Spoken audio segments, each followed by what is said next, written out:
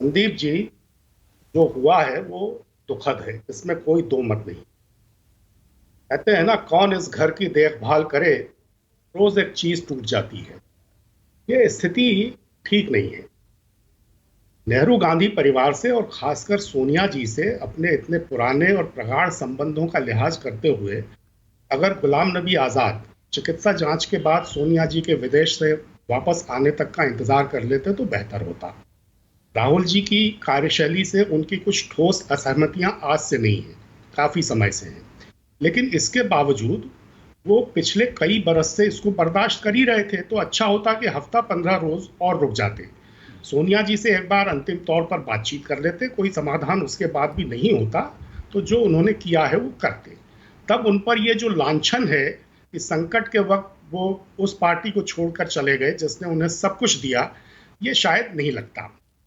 लेकिन इसके साथ में ये भी कहना चाहता हूं कि ये भी ठीक नहीं है कि गुलाम नबी जी के इस्तीफे के 2-4 घंटे के भीतर ही कांग्रेस के लोग उनके 50 साल के योगदान को इस तरह भुला दें और एक ऐसी, मैं शब्द यूज नहीं करना चाहता, लेकिन एक ऐसी हुल्लड़ टोली उनके खिलाफ शाब्दिक हमले के लिए उतार दी जाए जिसकी अभी कुल उम्र भी 50 साल नहीं हुई है। ये भी थोड़ा गरिमा के बाहर की चीज है। तो वरिष्ठ नेताओं को अपने नन्हे मुन्ने राहियों के हाथों जलील कराने की कुछ लोगों की प्रवृत्ति पर अगर काबू पहले से पाया गया होता तो ये जो संकट धीरे धीरे गहराया है, ये इतना शायद गहराता भी नहीं। अब गुलाम नबी जी ने अपने इस्तीफे में बहुत सी बातें उठाई हैं। अगर वो बातें सही हैं तो वो बातें बहुत गंभीर हैं। अगर ये नहीं, आप खामियां हैं। जानते हैं, अंदर खाने की खबरें आप जानते हैं। सबसे बड़ा आरोप जो लगा रहे हैं वो कि रिमोट से चलती है सरकार, ये पार्टी। अंदरूनी लोकतंत्र नहीं है, ना चुनाव होते हैं, अध्यक्ष पद की छोड़िए, कहीं पर भी चुनाव नहीं हो रहे हैं। तो सही मायने में एक कार्यकर्ता अपने आप को फंसा हुआ एक दूर का दर्शक ही महसूस कर पा रहा है कांग्रेस पार्टी में। मैं ये तो नहीं मानूंगा कि अंदरूनी लोकतंत्र नहीं है। अंदरूनी लोकतंत्र के, संदीप जी, कई पहलू होते हैं। एक स्तर पर अंदरूनी लोकतंत्र है, आप अपनी बात कह सकते हैं और असहमति के बावजूद पार्टी में आप बने रह सकते हैं। लेकिन ये भी सही है कि कुछ लोग हैं जो ये कोशिश करते हैं कि चीजों को अपने काबू में रखें। अब चुनाव नहीं हो रहे हैं तो चुनाव तो 24 साल से अगर नहीं हुए हैं तो गुलाम नबी जी भी इन 24 वर्षों में उसके हिस्सेदार रहे हैं। हो सकता है बीच बीच में उन्होंने खुद और बहुत से दूसरे लोगों ने यह मसला उठाया हो कि चुनाव होने चाहिए और किसी न किसी कारण से वो नहीं हुए। और सोनिया जी की एक इतनी सशक्त लीडरशिप थी, एक इतना सशक्त नेतृत्व था कि मेरे ख्याल से सब उनके नाम पर सहमत रहते थे, तो कोई चुनावों की उस तरह से नौबत आई नहीं। और जब सोनिया जी के खिलाफ भी जैसे जितेंद्र प्रसाद जी चुनाव लड़े ही थे, ऐसा तो नहीं है कि नहीं लड़े थे। तो ये जो है अंदरूनी लोकतंत्र के कई पहलू हैं, उसकी नहीं, ज्यादा उसमें इसमें जो मैंने कहा ना, मैंने चोजन वन, जो ये सेंटेंस उन्होंने लिखा है, moreover the chosen one would be nothing more than a puppet on a string. अब ये तथाकथित अध्यक्ष पद के लिए लोकतांत्रिक जो तैयारी कांग्रेस कर रही है, ये उसकी भी एक बानगी इस चिट्ठी में, इस इस्तीफे में हम क्या देख पा रहे हैं। अशोक गहलोत का नाम बड़ा चर्चाओं में चल रहा है आजकल।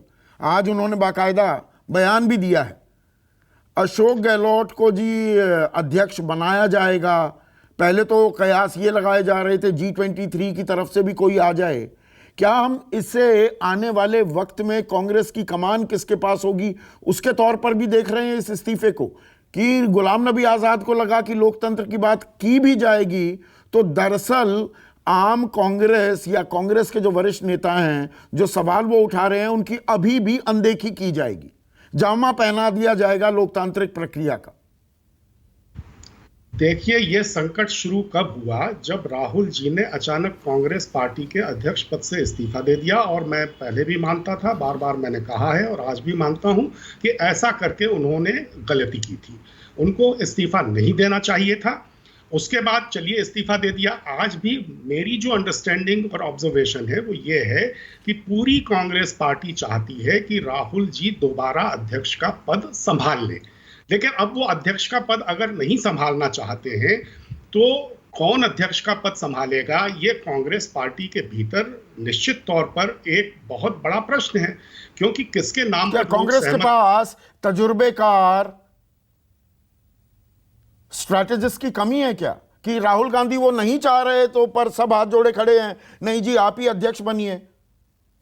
तजुर्बेकार रणनीतिकारों की कोई कमी कांग्रेस के भीतर नहीं है, लेकिन अध्यक्ष पद के लिए और भी बहुत सी जरूरी चीजें होती हैं। अध्यक्ष किसी भी राजनीतिक दल का जो होता है वो एक रेलिंग पॉइंट होता है। आप कांग्रेस की तुलना भारतीय जनता पार्टी से मत करिए। वहां नरेंद्र भाई मोदी एकाधिकार बनाकर बैठे हुए हैं, तो किसी को अध्यक्ष बना दीजिए, जगत प्रकाश नड्डा को बना दीजिए, किसी को बना दीजिए। पर आप भी जानते हैं, मैं भी जानता हूं, देश जानता है कि पार्टी चला रहे हैं, भारतीय जनता पार्टी पूरी चलाते हैं। कांग्रेस को कौन चला रहा है? भाई शाह, मैं तो कह रहा हूं कि कांग्रेस को राहुल जी चला रहे हैं और राहुल जी को ही चलाना चाहिए।